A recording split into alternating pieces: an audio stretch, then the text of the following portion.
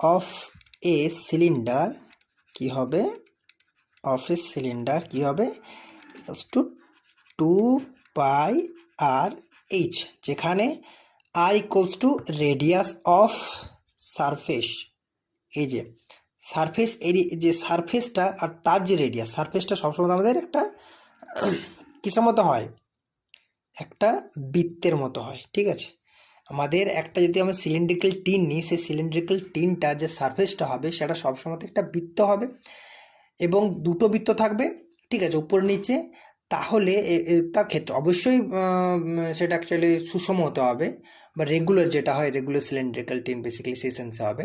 তাহলে দুটো যে আমাদের সারফেস তলটা একই ক্ষেত্রফল হবে, তো সেই সেন্সে আমাদের রেডিয়াস কিন্তু আর, ঠিক আছে। আর এইচ হচ্ছে এই যে ক্ষেত্র, এই তলটা মানে এই যে উচ্চতাটা বেসিক্যালি এই যে এখান থেকে যে উত্তর, অর্থাৎ এই যে পয়েন্টটা, অর্থাৎ যে প্রথম আমাদের সারফেস যে থেকে দ্বিতীয় সারফেসটা যে একদম লম্ব উচ্চ যদি বলি, ঠিক আছে, সেটা হচ্ছে আমাদের এইচ। এটাকে এইচ ডিনোট করা হবে, এটাকে আর ডিনোট করা হবে। তাহলে আমাদের ল্যাটারাল সারফেস এরিয়া, পার্শ্ব পৃষ্ঠতলের ক্ষেত্রফল যেটা আমাদের হবে সেটা 2πr/h হবে, ঠিক আছে। আর যেটা আমাদের সারফেস এরিয়া যদি বলি আমরা, সারফেস এরিয়া, এটা সারফেস এরিয়া, ঠিক আছে। সারফেস এরিয়াটা কত হবে না, সারফেস এরিয়া ইকুয়ালস টু কত হবে, 2πr²। এবার 2πr² কেন না, দুটো উপরে একটা নিচে একটা, দুটো তল যেহেতু, সেই জন্য 2πr²।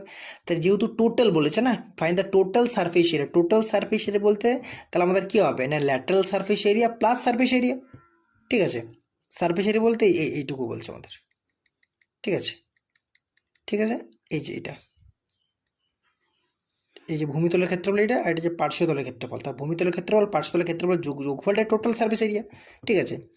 তাহলে total surface area equals to কী হয়ে যাবে না, টোটাল সারফেস এরিয়া আমরা যদি বলতে চাই সেটা কি হয়ে যাবে, equals to 2πr² plus 2πr/h, আমরা এখান থেকে বলতে পারি, ঠিক আছে।